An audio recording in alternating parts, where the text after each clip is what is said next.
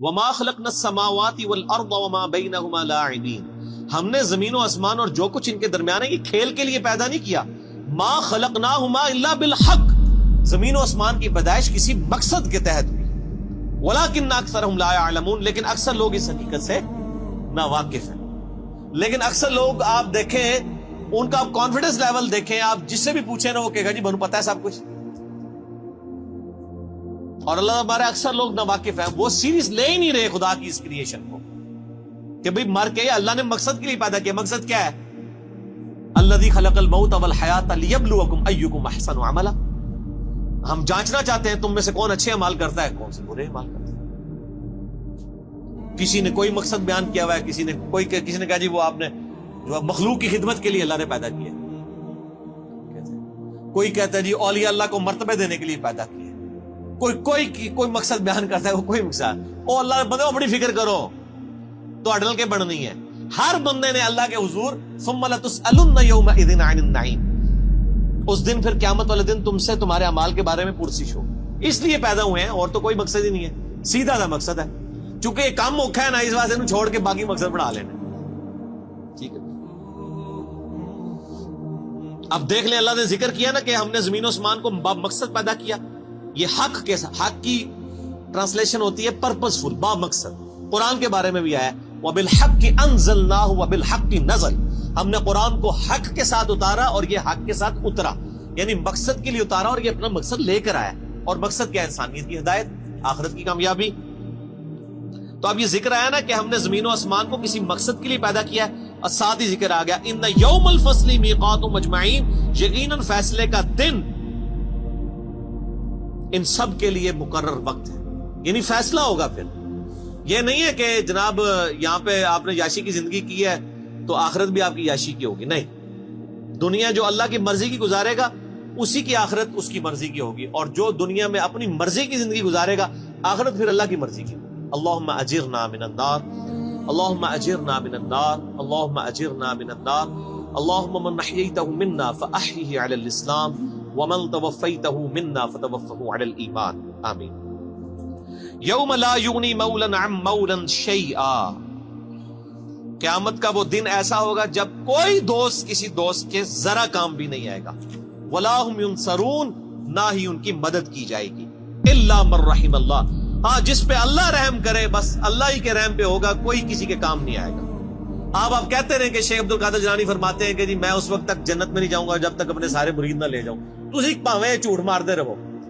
نہ شیخ عبد القادر جیلانی کی جرت تھی کہ وہ یہ بات کرتے، جھوٹی منسوب کر دی ہے. اللہ فرما رہا ہے جس پہ اللہ ہی رحم کرے انہ هو العزیز الرحیم، بے شک وہی عزت والا ہے، غالب ہے اور رحم فرمانے والا ہے. غالب اتنا ہے جب چاہے پکڑ سکتا ہے، رحم یہ ہے کہ ڈھیل دیتا ہے.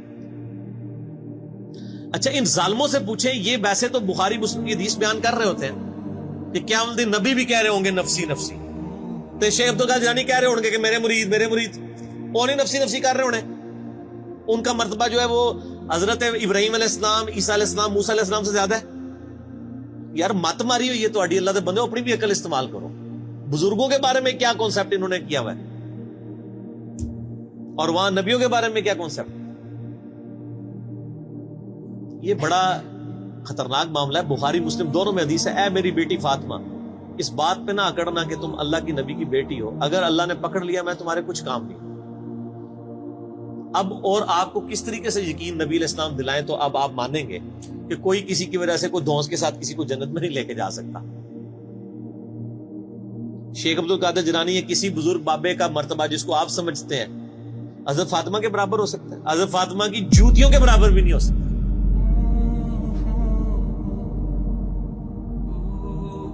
تو آپ دیکھ لیں کتنے بڑے بڑے انہوں نے لوگوں نے دعوے کیے اپنے بزرگ بابوں کے بارے میں. جھوٹ ہے، 100% جھوٹ ہے. ان شجرۃ الزقوم، اب بڑی سخت آیات آ رہی ہیں.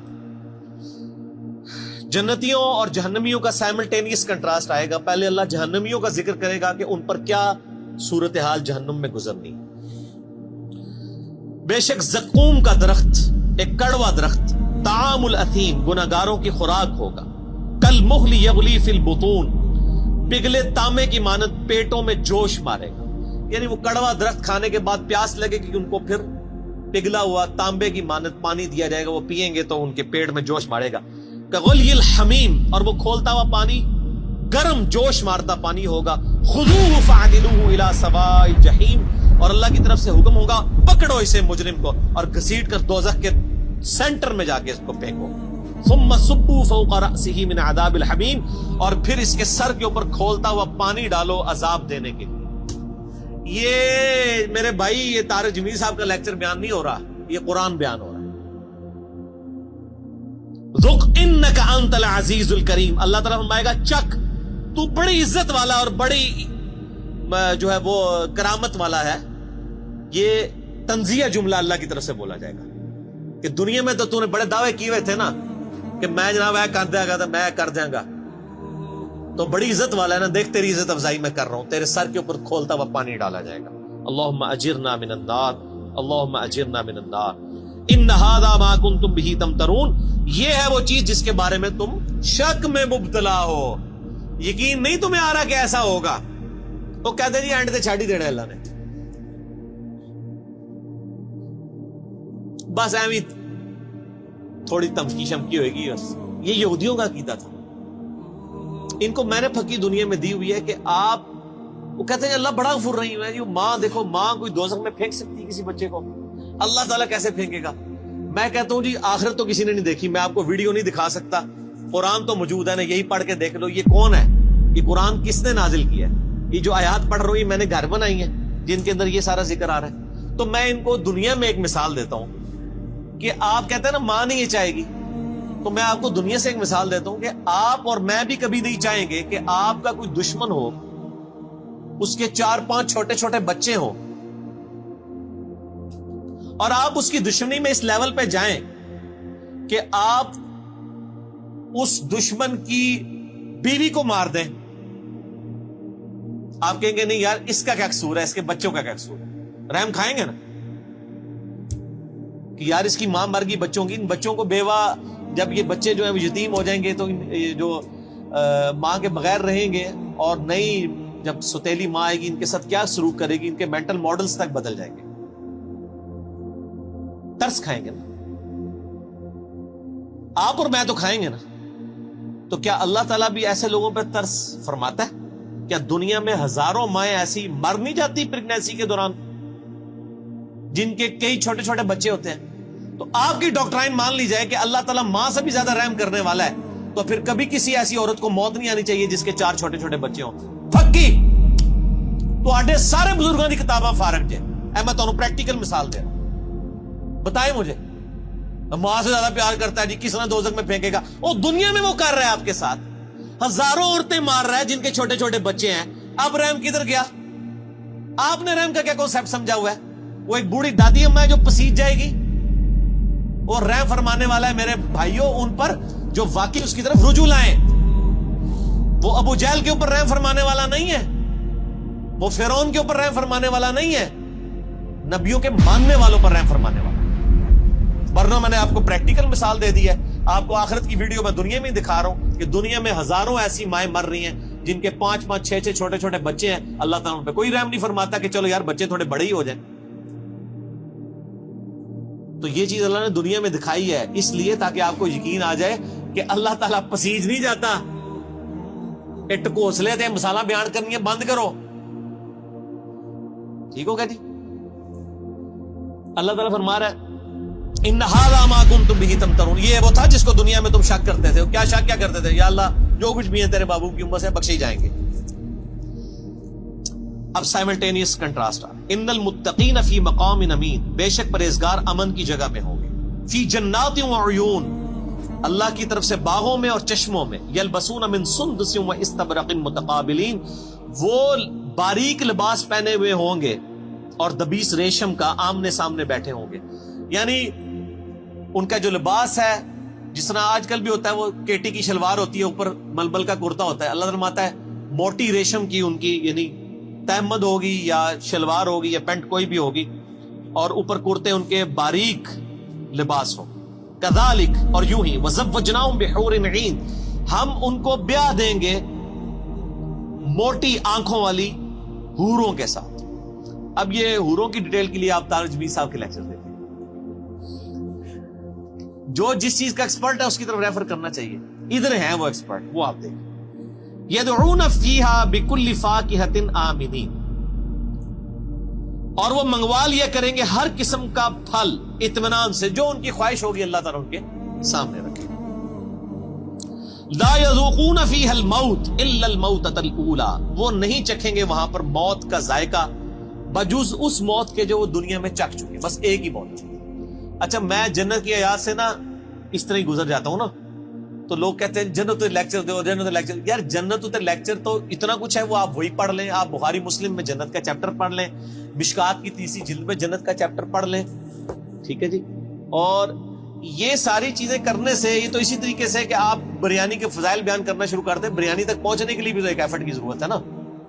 تو وہ سب کو پتا ہے دنیا میں, میرا خیال ہے جنت کے بارے میں تو سب کو ہی پتا ہے, دوزخ کے بارے میں لوگوں نے انڈر ایسٹیمیٹ کی. تو جس چیز کی ضرورت ہے وہی کریں, اور یہی صحابہ کا طریقہ بھی ہے. بخاری مسلم اٹھا کے دیکھیں, جب حضرت عمر کو زخم لگا ہے تو ان کے پاس آ کے صحابہ کہہ رہے ہیں کہ آپ کی وجہ سے اللہ تعالیٰ نے اسلام کو اتنی شوکت دی ہے, رومن پرشین امپائر گری ہے, اور ہم اللہ سے امید کرتے ہیں کہ آپ اللہ کے حضور آپ تو بخشے بخشائیں. یہ بخاری مسلم دونوں میں ہے. اس زخم کی حالت میں انہوں نے کہا میں تو بس یہی چاہتا ہوں کہ جو کچھ میں نے اسلام کے لیے کیا نا, اس کے بدلے میں اللہ صرف میرے گناہ معاف کر کے مجھے برابر چھوڑ دے. جنت تو چھوڑ دو, بس مجھے برابر کر دے کہ میرے گناہ اور نیکیاں برابر ہو گئی ہیں, میں بریک ایون پوائنٹ پہ آ گیا ہوں. جنت کی بات تو حضرت عمر نے بھی نہیں کی ہے مرتے وقت, حالانکہ اس وقت ضرورت تھی کہ وہ جنت کی بات کرتا ہے, میں سیدھے ہی جنت ہی چلے آ جاؤ, اور جنت کی گارنٹی بھی ملی بھی تھی. یہ باتیں نہیں کسی کو یاد. جب ہم یہ باتیں کرتے ہیں ہمیں کہتے ہیں جی کڑوی کڑوی باتیں ہر وقت کرتا ہے. تو حضرت عمر بھی کڑوی کڑوی باتیں کرتے تھے, حالانکہ وہ تو موت کے وقت تھے, اس ٹائم تو ضرورت تھی وہ جنت کی باتیں کرتے. انہوں نے کہا بس مجھے اللہ برابر ہی چھوڑ لینا, اتنا ہی کافی میرے. او بھائی عقل نہ ہوئے تھے موجے ہی موجاں, اور عقل ہوئے تھے سوچے ہی سوچا. جسے عقل ہو اس کو سوچ ہوتی ہے. حضرت عمر کو عقل تھی, آپ کو عقل نہیں, آپ کے بزرگوں کو, آپ کے وائزین کو, آپ کے علماء کو عقل نہیں ہے, اس لیے وہ آپ کو میٹھی لوریاں دیتے ہیں. ٹھیک ہے مست رہو, ٹھیک ہے, انہوں نال ہی ہو گے کیا عمل داڑے, ٹھیک ہے. وہ ہمارے ساتھ لوگ بات کر رہے ہوتے ہیں نا, نہیں یزید نو برا نہ کرو, ہم کہتے ہیں جی ٹھیک ہے اللہ آپ کا اشر یزید کے ساتھ کرے. نہیں, اگر ایڈی کانفیڈنٹ ہے تو منگے کرو دعا کہ یزید اور اس کے خاندان کے ساتھ ہمارا اشر ہو. ہم کہتے ہیں حسین اور اس کے خاندان مولا علی کے ساتھ ہمارا اشر ہو. ہم تو کانفیڈنٹ ہیں, آپ میں اعتماد نہیں ہے.